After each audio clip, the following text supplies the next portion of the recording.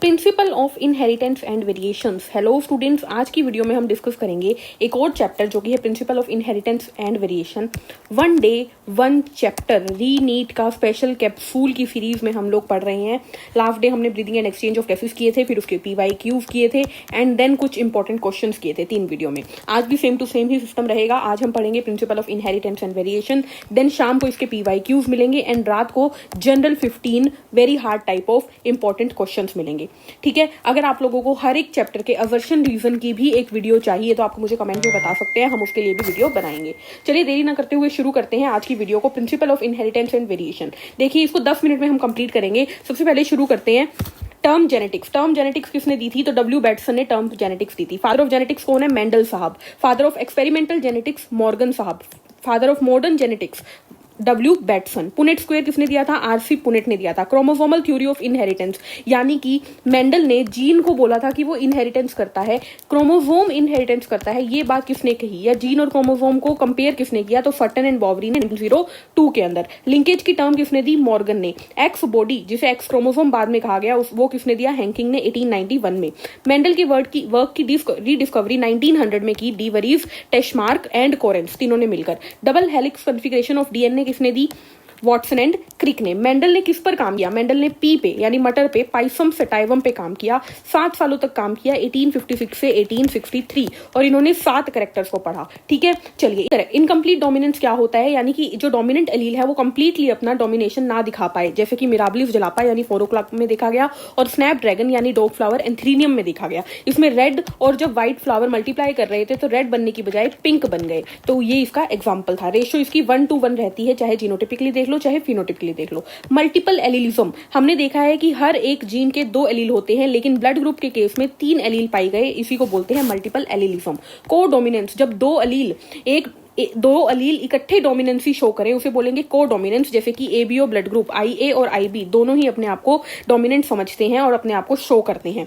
इसके अंदर starch synthesis in P भी इसका एग्जांपल है। प्लियोट्रोपिक जीन, जब एक जीन कई सारे कैरेक्टर्स को कंट्रोल करे, एग्जांपल है phenylketonuria, sickle cell anaemia. इन दोनों की डिटेल में आगे बात करेंगे। फिनाइल कीटोन्यूरिया जो है उसके अंदर एक एंजाइम जो होता है उसके ऊपर इफेक्ट आता है, जिसका नाम है फिनाइल एलानिन हाइड्रोक्सिलेज। नेक्स्ट बात करते हैं पॉलीजेनिक इनहेरिटेंस की। जब एक कैरेक्टर बहुत सारे जीन्स कंट्रोल करें, यानी बहुत सारे जीन्स एक ही कैरेक्टर को कंट्रोल कर रहे हैं, जैसे कि ह्यूमन के अंदर skin colour, height, weight, eye colour, ये सब क्या है? पॉलीजेनिक इनहेरिटेंस के एग्जांपल है। टेस्ट क्रॉस में F1 जनरेशन को हमेशा होमोजाइगस रिसेसिव पेरेंट से क्रॉस करवाते हैं, और बैक क्रॉस में F1 जनरेशन को होमोजाइगस डोमिनेंट से क्रॉस करवाते हैं।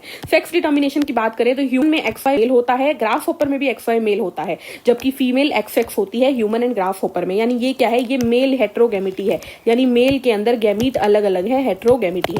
जबकि बर्ड्स के अंदर फीमेल हेट्रोगेमिटी होती है, क्योंकि फीमेल ZY होती है जबकि मेल ZZ होता है। Very important for as well as CUET। Linkage की बात करें तो लिंकेज हमें पता है मॉर्गन ने दिया था। लिंकेज जो होती है वो डिस्टेंस के अपोजिट होती है, यानी कि अगर 2 जीन दूर दूर हुए, डिस्टेंस ज्यादा हुआ तो लिंकेज कम होगी, क्रॉसिंग ओवर ज्यादा होगा। जबकि 2 जीन अगर पास पास हुए तो क्रॉसिंग ओवर कम होगी, डिस्टेंस कम है तो लिंकेज ज्यादा होगी। इसकी 2 चीजें आपको याद रखनी है। जब ज्यादा लिंकेज होती है तो पेरेंटल टाइप 98.7 ज्यादा बना, रिकॉम्बिनेंट कम बना 1.3, जबकि लिंकेज जब कम हुई तो पेरेंटल टाइप कम होकर 62.8% बना, जबकि 1.3 से बढ़ के रिकॉम्बिनेंट 37.2 हो गया। Experimental verification chromosomal theory of inheritance की किसने दी थी? मॉर्गन ने, इसीलिए इन्हें फादर ऑफ एक्सपेरिमेंटल जेनेटिक्स कहा गया। इन्होंने ड्रोसोफिला मेलानोगास्टर पे काम किया था।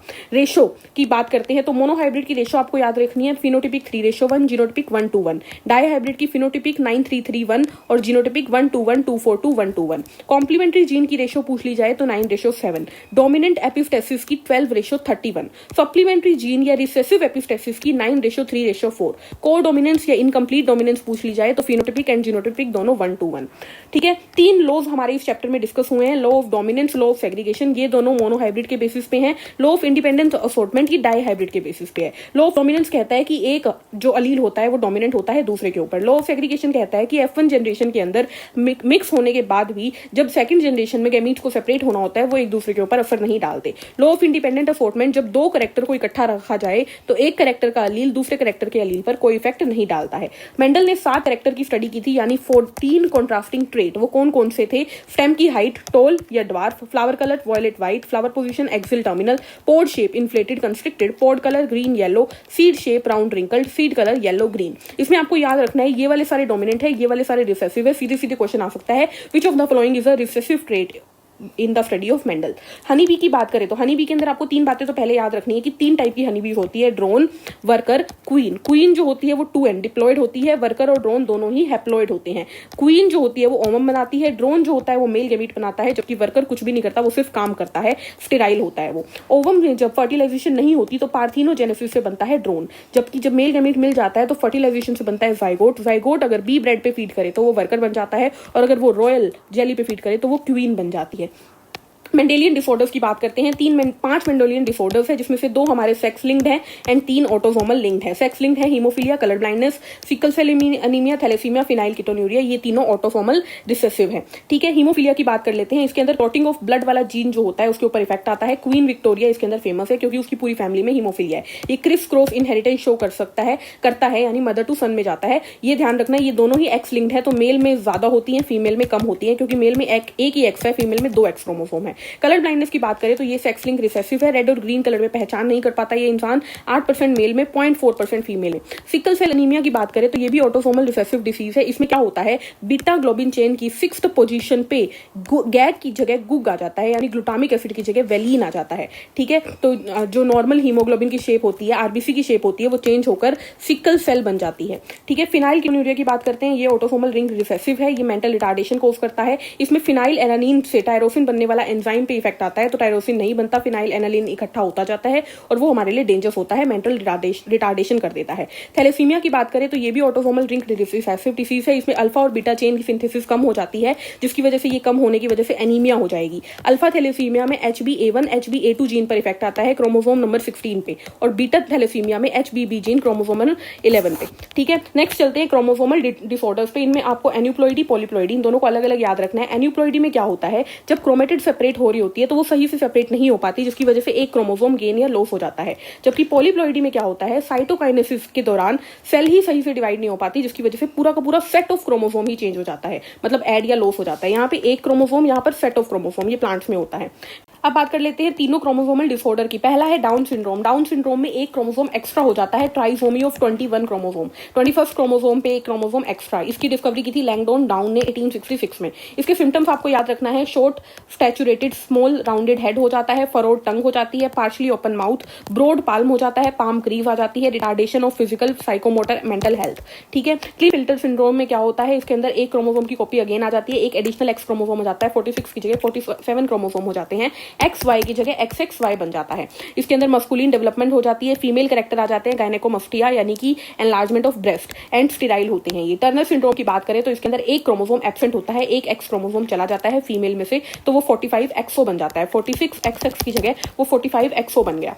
ठीक है, तो वो स्टेराइल होती है, रूडिमेंट्री ओवरीज होती है, lack of secondary sexual characters. 46XX का मतलब, ये मैंने गलत बोल दिया, ये होता है 44 + XX की जगह 44 + X 0 बन जाता है। ठीक है, तो ये कोमा का मतलब प्लस नहीं होता। तो ये है हमारे क्या, क्रोमोसोमल डिसऑर्डर। तो यहीं पर हमारा principal of inheritance and variation यानी कि जेनेटिक्स जो है वो खत्म होता है। नेक्स्ट वीडियो में मिलेंगे नए चैप्टर के साथ, बट उससे पहले इस चैप्टर के PYQs हम डिस्कस करेंगे। लगभग 30 से 40 क्वेश्चन एक वीडियो में 15 मिनट में मैं डिस्कस करूंगी, जिसमें match, assertion reason, MCQ, statement सब कुछ आएंगे। तो बने रहिएगा मेरे साथ, मिलते हैं नेक्स्ट वीडियो में। तब तक के लिए हंसते रहिए, मुस्कुराते रहिए। अगर वीडियो पसंद आए तो लाइक जरूर करिए, शेयर करिए अपने अपने दोस्तों में, इस चैनल को सब्सक्राइब किए बिना मत जाइएगा, एंड अपने डाउट्स को कमेंट में लिख दीजिएगा। ठीक है, मिलते हैं नेक्स्ट वीडियो में, तब तक के लिए हंसते रहिए, मुस्कुराते रहिए। Take care, thank you, bye bye.